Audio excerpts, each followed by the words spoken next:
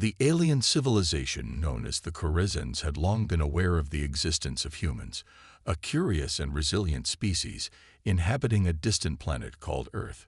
For centuries, the Corizons had observed the rapid technological and cultural advancements of humanity, often with a mixture of fascination and unease. As the Corizons' own society grew more advanced and their influence expanded across the stars, they became increasingly wary of the potential threat posed by these resourceful and adaptable humans. The decision was made at the highest levels of the Corizon government. Humanity must be removed from the galactic stage before they could pose a challenge to Corizon dominance.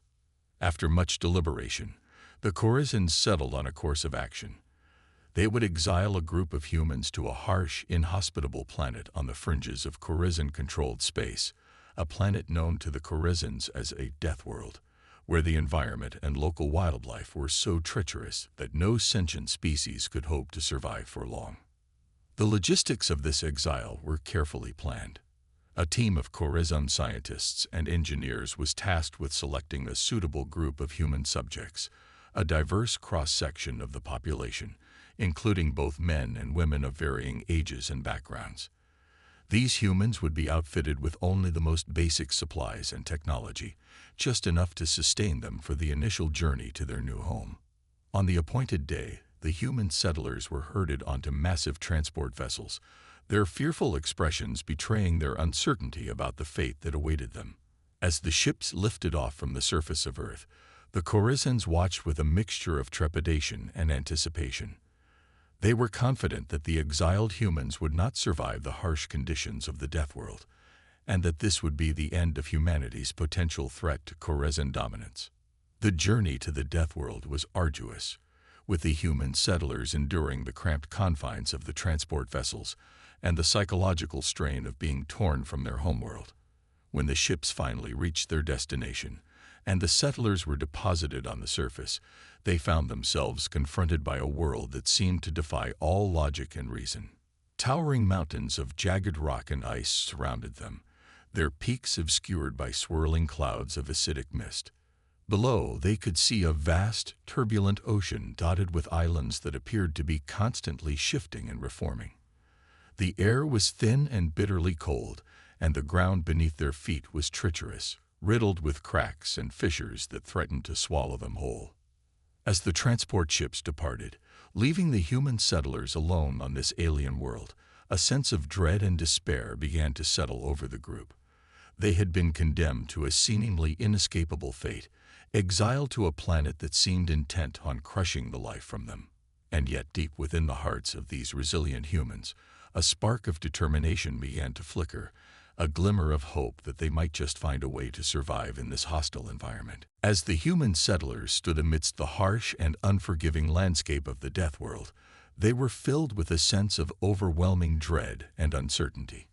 The alien planet they had been exiled to seemed intent on crushing the life from them, with its towering mountains, turbulent oceans, and bitterly cold air. Nevertheless, the resilient spirit that had marked humanity's history refused to be extinguished. Led by a small group of capable and determined individuals, the settlers quickly set about the task of establishing a foothold on this inhospitable world. One of the first to emerge as a natural leader was a young man named Jamin. Blessed with a keen intellect and a pragmatic approach to problem-solving, Jamin quickly assessed the challenges facing the group and began to devise strategies to overcome them. Alongside Jamin was Hairin, a young woman with a background in engineering and a talent for innovation. Together, they rallied the other settlers, organizing them into teams tasked with various aspects of survival, from building shelters and scavenging for resources to establishing rudimentary forms of communication and defense. The initial weeks were a constant struggle against the harsh environment. The settlers faced biting cold, treacherous terrain and predatory creatures that seemed to lurk around every corner. Many succumbed to the harsh conditions, their bodies unable to withstand the relentless onslaught of the Deathworld. But Jamin, Hairin, and the other survivors refused to give in to despair. They drew upon their collective knowledge and problem-solving skills, experimenting with different materials and techniques to create shelters that could withstand the planet's extreme weather. They developed primitive tools and weapons to defend themselves against the local wildlife, and they scoured the land for any resources that could be used to sustain their small community. As the weeks turned into months, the human settlers began to adapt to their new surroundings, gradually learning to coexist with the harsh realities of the Deathworld. They established a system of government, with Jamin and Hyrin emerging as the de facto leaders, and they worked tirelessly to improve their living conditions and ensure the survival of their community. Through it all, the settlers maintained a glimmer of hope that one day they might find a way to escape the confines of this alien world and return to their homeworld. But for now, their focus was solely on ensuring their continued existence, a task that grew increasingly challenging as the Deathworld continued to test the limits of their resilience. Despite the seemingly insurmountable odds, the human settlers on the Deathworld refused to surrender. Driven by an unbreakable will to survive, they slowly but surely carved out a foothold on this hostile planet, laying the foundation for a future that none of the Corizons could have anticipated. As the human settlers on the Deathworld continued to adapt to their harsh new environment, a remarkable transformation began to take place. Led by the innovative thinking of Jamin and Hyrin, the community began to make significant strides in reverse engineering the advanced technology they have discovered on the planet. Initially, the settlers' approach was tentative and experimental. They carefully examined the alien artifacts and machinery they had scavenged, studying their inner workings and attempting to understand the underlying principles that governed their function. This painstaking process was slow and often fraught with setbacks, as the human settlers struggled to comprehend the alien technology that was vastly more sophisticated than anything they had encountered on Earth. However, Jamin and Hyrin refused to be discouraged. They assembled teams of the most curious and technically inclined settlers, tasking them with conducting research and testing various hypotheses. Bit by bit, the settlers began to unlock the secrets of the alien technology, finding ways to adapt and repurpose it for their own needs. One of the first major breakthroughs came in the area of energy generation. The settlers discovered a method of harnessing the planet's abundant geothermal resources to power their growing network of shelters and infrastructure. This not only provided a reliable and renewable source of energy, but it also allowed the community to become less dependent on the limited supplies they had brought with them from Earth. As their understanding of the alien technology deepened, the settlers began to make rapid progress in other areas as well. They developed advanced communication systems that enabled them to maintain contact with one another across the vast expanse of the Deathworld. They also created sophisticated tools and weapons that allowed them to better defend themselves against the planet's dangerous wildlife. Perhaps most significantly, the settlers made significant strides in the realm of transportation and mobility. By reverse engineering the alien propulsion systems, Jamin and Hyrin's teams were able to construct vehicles that could traverse the treacherous terrain of the Deathworld with ease. This newfound mobility allowed the settlers to explore the planet more extensively, search for additional resources, and even establish new outposts in more favorable locations.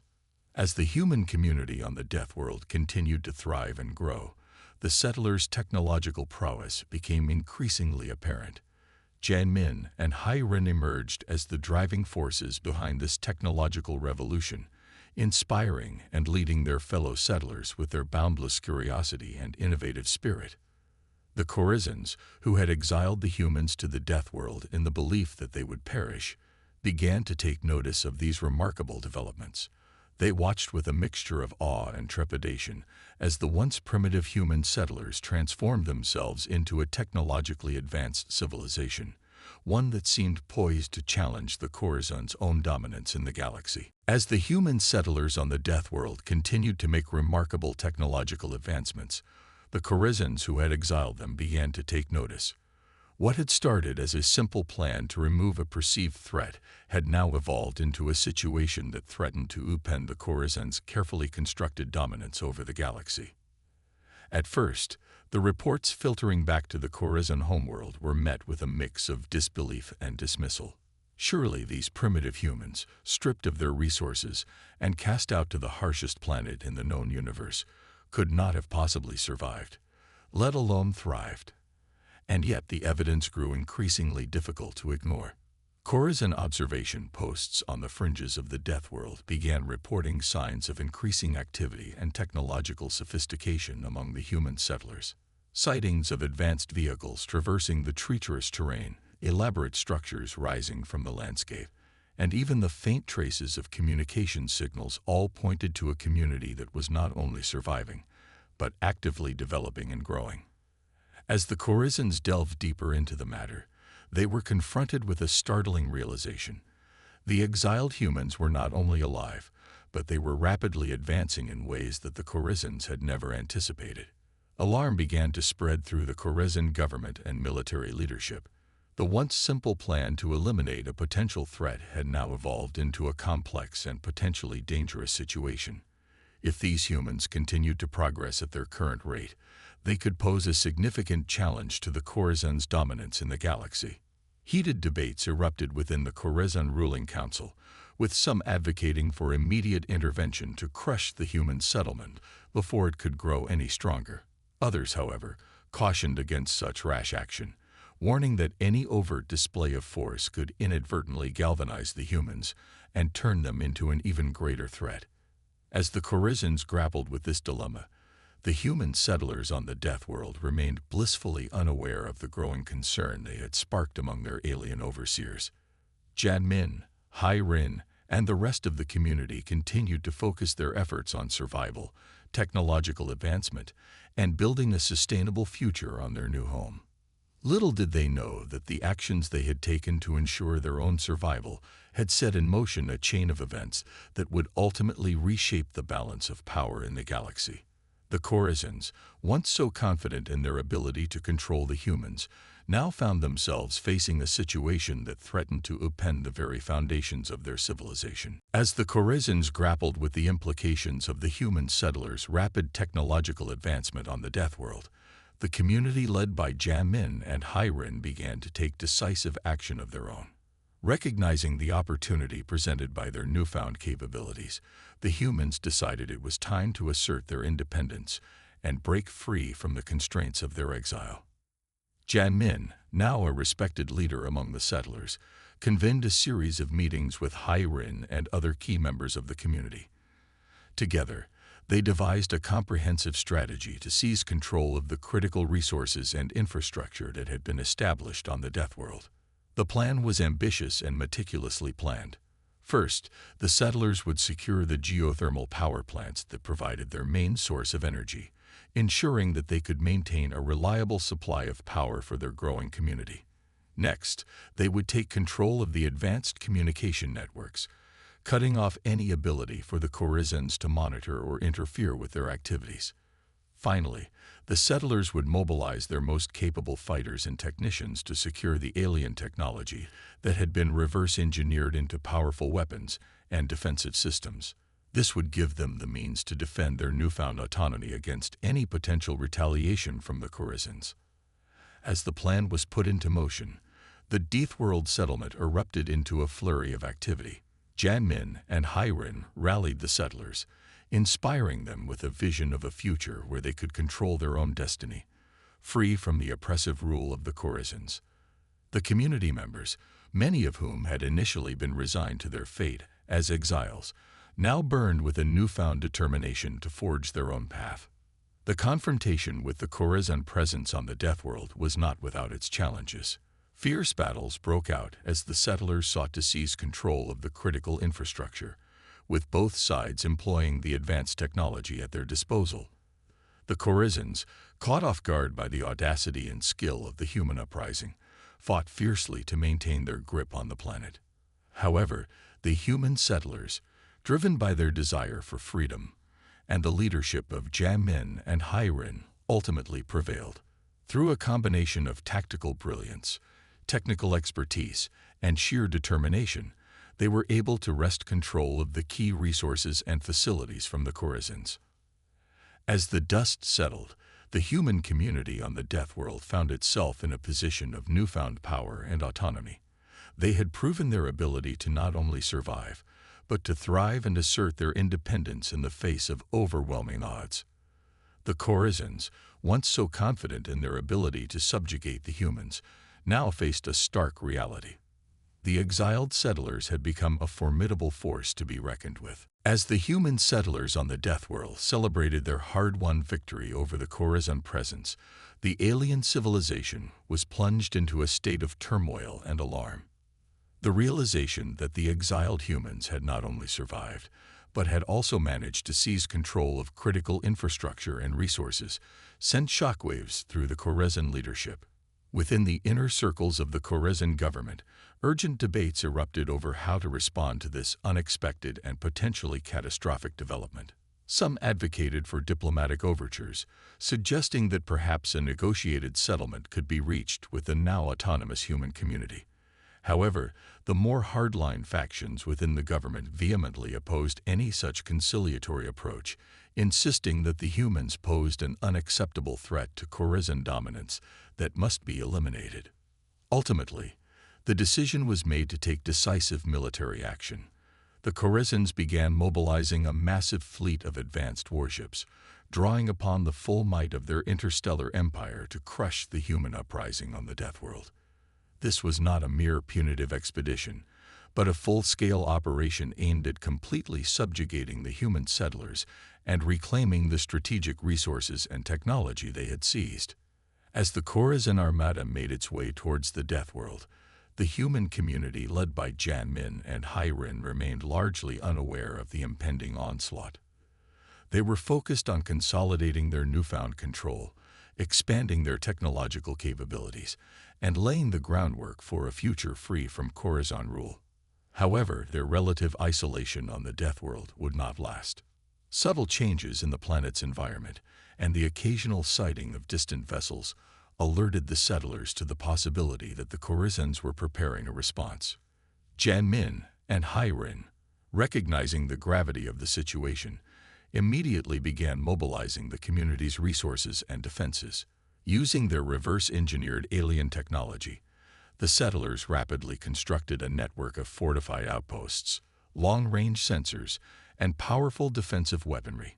They stockpiled supplies, trained their most capable fighters, and developed contingency plans to ensure the survival of the human community in the face of the impending Chorizan onslaught.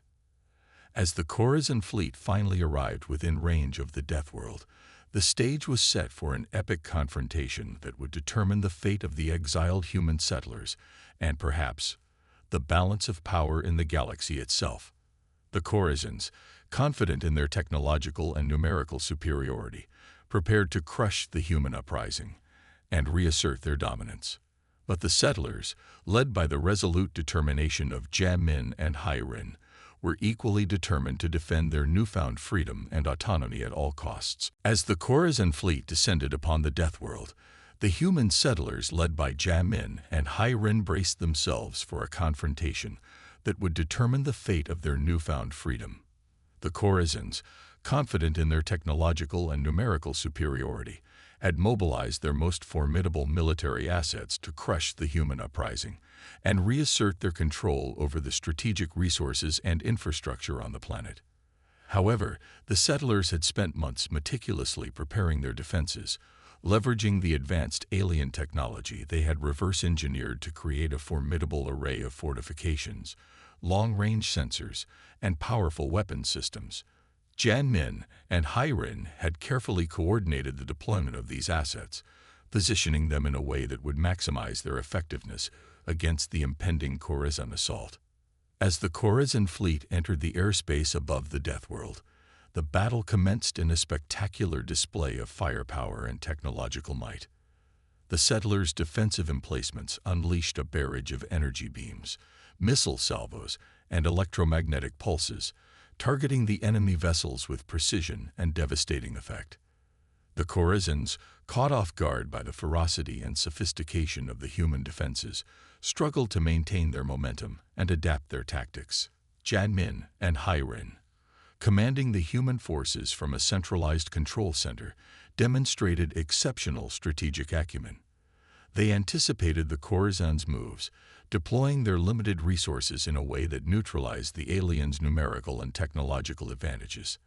Their deep understanding of the Deathworld's environment and terrain also proved to be a critical advantage, as they exploited the planet's unique features to hamper the Khorasan fleet's maneuverability and communication capabilities.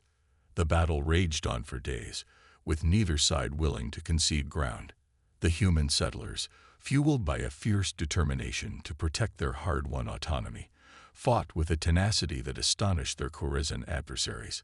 They'd weathered the onslaught of the alien fleet, their defensive systems, and sheer resilience repeatedly thwarting the Khorasan's attempts to gain the upper hand. As the conflict dragged on, the Khorasan leadership began to grow increasingly concerned. The human settlers, once deemed insignificant, had proven to be a formidable force that threatened to upend the established order in the galaxy.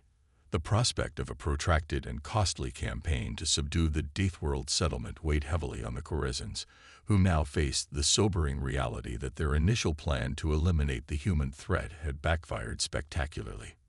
Janmin and Hyrin, sensing the shift in the Khorasans' resolve, seized the opportunity to launch a series of strategic counterattacks. Their well-coordinated strikes targeted the enemy's supply lines, communications networks, and command centers, further eroding the Khorasans' ability to maintain their offensive.